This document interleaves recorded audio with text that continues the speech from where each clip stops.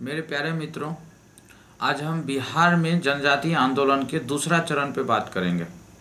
एक तो हम जनजाति से रिलेटेड बता चुके एक पार्ट, आज मेरा दूसरा पार्ट है। तो इसलिए कृपया करके आप लोग पूरा वीडियो सुन लेंगे, उसके बाद एक माइक्रो नोट भी बना लेंगे, ताकि भविष्य में जनजाति से बिहार में जनजाति से संबंधित कोई भी क्वेश्चन आता है पीटी में, चूँकि हम पीटी को ध्यान में रख के 67th बीपीएससी पीटी और सीडीपीओ और साथ में बिहार एसआई को भी ध्यान में रख के बता रहे हैं। इससे बाहर कोई क्वेश्चन जाएगा नहीं, तो इसलिए सुन के माइक्रो नोट्स बना लीजिएगा। तो चलिए हम स्टार्ट करते हैं। आज हम मेन रूप से तीन जो है विद्रोह बताएंगे। एक संथाल विद्रोह के बारे में बताएंगे, एक जो है सो मुंडा विद्रोह के बारे में बताएंगे, और एक जतरा भगत या ताना विद्रोह के बारे में हम चर्चा करेंगे। तो तीन जो है आंदोलन आपको मतलब विद्रोह के बारे में चर्चा करेंगे। कल हम जितने भी छोटे छोटे थे वो बता दिए थे। तो दो पार्ट में या तो उस छोटा से पूछ लेगा या इन तीनों में से कोई क्वेश्चन पूछ लेगा। तो चलिए सबसे पहले हम शुरू करते हैं संथाल विद्रोह। जैसा कि नाम से स्पष्ट है, संथाल, ये संथाल क्षेत्र से विद्रोह होता है। वैसे होने के लिए तो व्यापक लेवल पे विद्रोह है, बिहार से लेकर बंगाल तक यह विद्रोह होता है। इसी क्रम में एक संथाल परगना क्षेत्र होता है, तो खास करके वो भागलपुर से लगा हुआ क्षेत्र है, राजमहल और भागलपुर के बीच में था। इस क्षेत्र को दामन एक कोह के नाम से जाना जाता था, भागलपुर और राजमहल के बीच में। तो यहीं पे संथाल विद्रोह का मेन सेंटर पॉइंट होता है। अब आपके दिमाग में आएगा कि विद्रोह हुआ क्यों। हर चीज़ की हिस्ट्री पढ़ते हैं तो रीजन के साथ जानना चाहिए। तो ये विद्रोह इसीलिए हुआ था कि ब्रिटिश सरकार ने 3 नवीन भू राजस्व आंदोलन यानी बंदोबस्ती को लाया था। तो 3 नवीन भू राजस्व बंदोबस्ती में टैक्सेशन की जो दरें थी उससे ये जनजाति लोग परेशान हो गए थे। साथ ही जनजाति लोगों का जुड़ाव वन से जंगल से था, उसमें वनों को काटा गया, उस पर तरह तरह के टैक्स लगाया गया। और साथ ही साथ ब्रिटिश ने क्या किया, अपना तो दमनात्मक नीति लाया है, साथ ही साथ उनके साथ जो जुड़े थे भारतीय लोग, जैसे जमींदार उनके साथ जुड़ गए या महाजन जुड़ गए, साहूकार जुड़ गए, वो साथ में ईसाई मिशनरी भी आ गए बीच में। वो सब कहीं ना कहीं ईसाई जनजाति लोगों को आवश्यकता अधिक छेड़छाड़ किया है, और वो छेड़छाड़ किया तो उसके प्रतिक्रिया स्वरूप में वो आंदोलन या विद्रोह की संज्ञा कर सकते हैं उन्होंने किया। क्योंकि वो लोग बाहरी लोगों से बचना चाहते थे। बाहरी लोगों को दिक्कू कहा जाता था, यहाँ जनजाति के वर्ड में उसको दिक्कू कहते हैं, तो वो उनसे बचना चाहते थे। इसी क्रम में 1854 में आते आते और जनजाति को जो है असंतुष्ट हो गए और ज़्यादा। तो संथाल विद्रोह चूंकि 1855-56 का विद्रोह है, 1857 की क्रांति से पूर्व ये बहुत बड़ा संगठित विद्रोह हो गया था। तो इसमें हुआ क्या था, 30 जून 1855 की कहानी है। इसमें आपको बहुत सारा संथाल एकत्रित हो गया एक जगह। वो जगह है भगनी घटना, भगनी के पास। और सब सोचा कि नहीं, जिसमें कि 60,000 लोग संथाल थे, वो एकत्र होकर के सोचे कि नहीं अब ब्रिटिश से मुकाबला ही करना पड़ेगा, तो एकजुट होकर के लड़े। अब आंदोलन का उद्देश्य उन्होंने बनाया कि जो दिक्कू है इसको बाहर करना है, साथ में ब्रिटिश को भी बाहर करना है, दोनों को, ब्रिटिश सत्ता को भी समाप्त करना इसका मोटो था। और उसके बाद न्याय और धर्म का राज वो एस्टैब्लिश करना चाहते थे, शांति से, ताकि वो जी सके और जीने दो। अब इसमें नेतृत्व करने के लिए देखिए मेन रूप से 2 व्यक्ति का नाम आता है, सिद्धू और कान्हू जो है संथाल, 100 से संथाल, 100 से सिद्धू, 100 से कान्हू, ये 2 मेन है। लेकिन इसके अलावा और कुछ लोग हैं जो भाई हैं, ये सब भैरव और चांद का भी नाम आता है, भैरव और चांद। तो दिमाग में रख लीजिएगा, मेन सिद्धू कान्हू ध्यान में रखिएगा, लेकिन भैरव चांद भी रहेगा तो कोई प्रॉब्लम नहीं होगा। इन्होंने एक स्टेटमेंट दिया है, या इन्होंने कहा है सिद्धू कान्हू ने कि ठाकुर जी ने उन्हें जो है यह निर्देश दिया है कि आज़ादी के लिए हथियार उठा लो, आज़ादी के लिए हथियार उठा लो। तो ये हथियार ही उठा लिया, सब लोगों को एकत्रित कर दिया। अब देखिए इस विद्रोह के जहाँ तक है, ये तो इधर से हो गया इस विद्रोह के भारतीय साइड से नेतृत्व। अब अंग्रेज साइड से जो नेतृत्व कर रहे हैं वो जनरल बरो है। जनरल बरो आया, 10 टुकड़ी सेना का लेकर आया, लेकिन वो मारा जाता है, अंत में वो हार जाता है। अंत में फिर आता है कैप्टन अलेक्जेंडर और लेफ्टिनेंट थॉमसन, ये दोनों मिल करके इस विद्रोह को फिर चला दबाता है। तो ये इतना मजबूर हो गया कि मार्शल लॉ लगाना पड़ा था, हवाई फायरिंग करनी पड़ गई थी इसके ऊपर, विद्रोही सेना के ऊपर, यानी कि संथाल के ऊपर। इसमें बहुत सारे संथाल, लगभग 15,000 संथाल लोग मारे गए थे। और अंत में 1855 को सिद्धू को पकड़ा गया था और सिद्धू को भी मारा गया, ठीक है, मार दिया गया। फिर 1856 में कान्हू पकड़ा गया, कान्हू भी मारा गया। अब आपके दिमाग में इतना सारा फैक्ट आने के बाद थोड़ा कॉन्सेप्ट में फिर से ले आते हैं कि इसके असफलता के क्या कारण होंगे। सिंपल है, जनजाति विद्रोह का असफलता है तो ताकि कोई रणनीतिक तरीके से तो लड़ा नहीं, पहला तो ये पॉइंट हो गया। दूसरा, हथियार का परंपरागत स्वरूप, यानी किसका जो हथियार था परंपरागत स्वरूप वाला था, और इसके जो क्षेत्र थे बहुत सीमित क्षेत्र थे। और संथाल को जो ब्रिटिश सत्ता है इसके साथ साथ गैर जनजाति से भी जूझना पड़ा था। ब्रिटिश सत्ता से तो लड़ ही रहा था, गैर जनजाति से भी लड़ रहा था, जैसे जमींदार से लड़ रहा था, साहूकार से लड़ रहा था। इसके बाद जाति धर्म के नाम पे संगठित किया हुआ सेना था इनका। तो जाति धर्म के नाम पे सेना जो जुटाएंगे तो बहुत मजबूत नहीं होता है, राष्ट्रवाद की कमी हो गई इसके अंदर, अंत में ये हार गया। लेकिन जाते जाते कुछ रिजल्ट देके गया, रिजल्ट जो दिया वहाँ से भी क्वेश्चन बनता है। तो अंग्रेज को समझ में बाद में आ गया था कि संथाल लोग क्यों विद्रोह किया। तो अब संथाल परगना को एक डिस्ट्रिक्ट बनाया गया, संथाल को एक जिला घोषित किया, जहाँ का डीएम, पहला डीएम बोला एसली एडेन, डीएम का नाम था एसली एडेन, पहला डीएम एसली एडेन को बनाया गया था। और उसके बाद 1856 में जो है एक कानून बना करके ये कर दिया गया, इसको नॉन रेगुलेशन एरिया घोषित कर दिया गया, यानी कि अन्य जिले में जैसे समान तरह के लोग जा सकता था वैसे अब संथाल क्षेत्र में नहीं जा सकता था। तो नॉन रेगुलेशन जिला इसको घोषित किया गया था।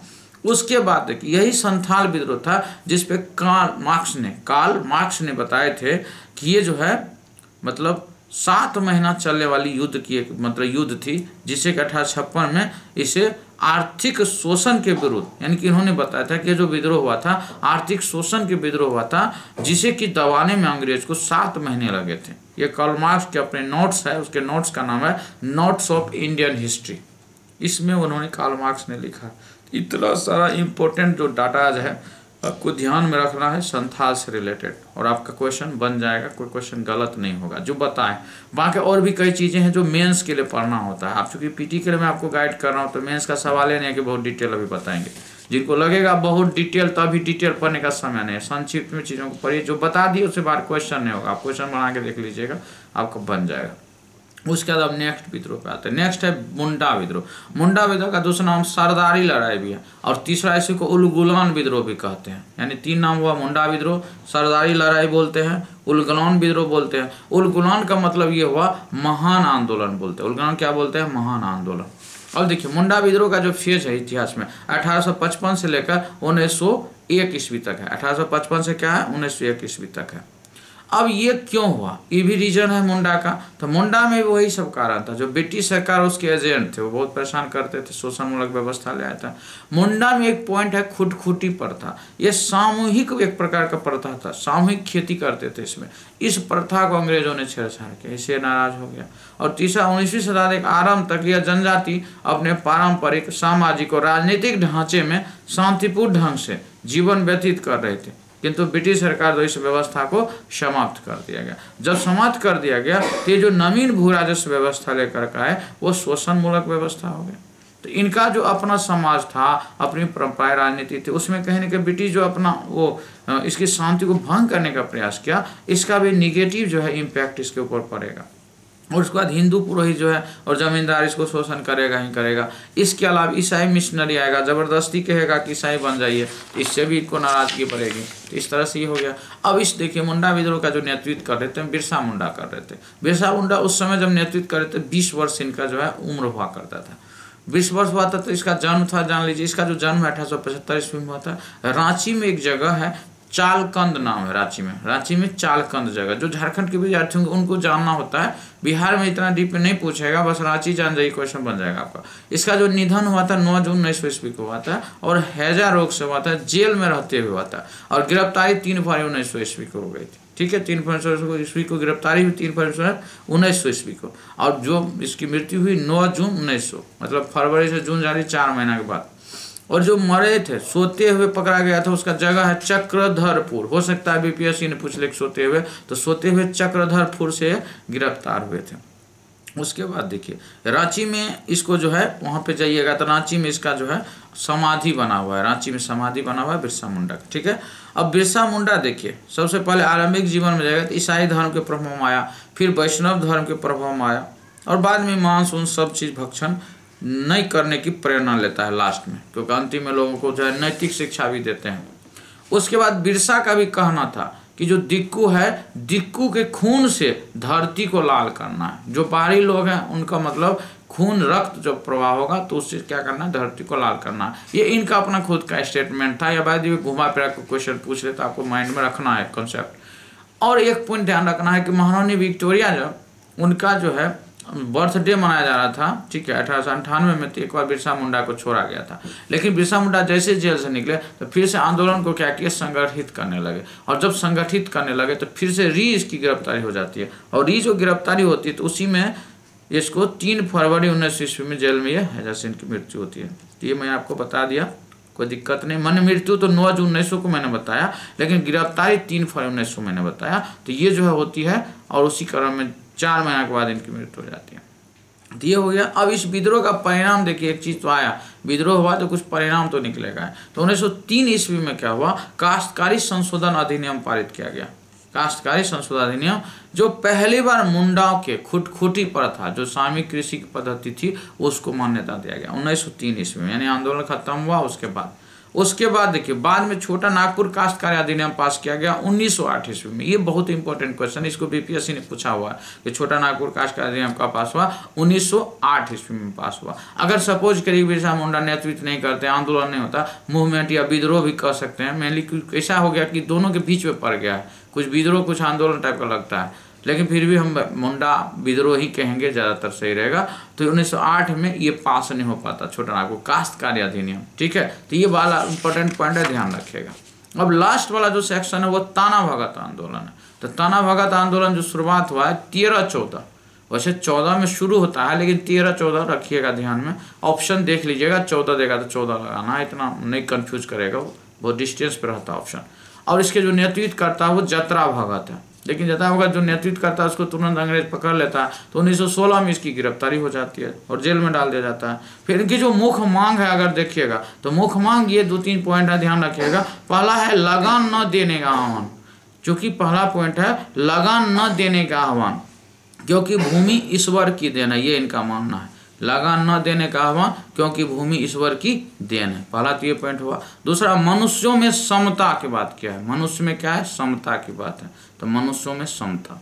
और तीसरा, स्वशासन का अधिकार, स्वशासन का क्या है, अधिकार। ये 3 मांग इन्होंने किया था, मुख्य मांग यही है इनका। लेकिन मुख्य बात अब इसमें यह है, अब ये आंदोलन होता है, आंदोलन होता है तो ये गांधी जी के सिद्धांत से प्रभावित है, इसलिए मैंने बताया ताना भगत आंदोलन, क्योंकि इसमें गांधी जी का जो सिद्धांत है वो ज़्यादा प्रभावित करा है। और साथ ये जो हो रहा है उरांव जनजाति के द्वारा आरंभ किया गया है, उरांव जनजाति का इसमें बहुत बड़ा भूमिका है। और इसमें जो है आदिवासी में जतरा भगत जो है, इसको बिरसा मुंडा का एक रूप मानता है।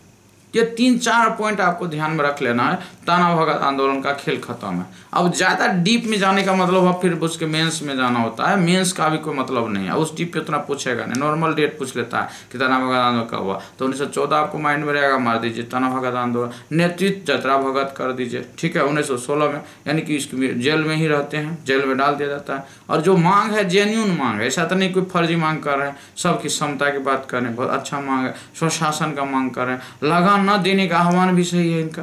और ये आंदोलन गांधी से प्रभावित है, क्योंकि गांधी जी देखिए अभी गांधी जी अफ्रीका में आंदोलन कर चुके हैं, इंडिया में तो करे नहीं, तो उस आंदोलन की जो कुछ थीम थी वो इसमें दिखता है। तो ये क्वेश्चन बहुत डीप में जाकर के पूछ सकता है। तो इस तरह से आज का जो है मतलब बिहार में जनजातीय आंदोलन की जो कहानी थे उसको मैंने फाइनल कर दिया। अब बिहार में जनजातीय आंदोलन पहला पार्ट और दूसरा पार्ट फाइनल हो गया। तो इसके साथ ही अपनी बात को हम रोकना चाहेंगे। अब कल हम बिहार में 1857 की क्रांति से पहले बहावी आंदोलन और फिर 57 क्रांति पे चर्चा करेंगे। चलिए आज स्टॉप, थैंक यू।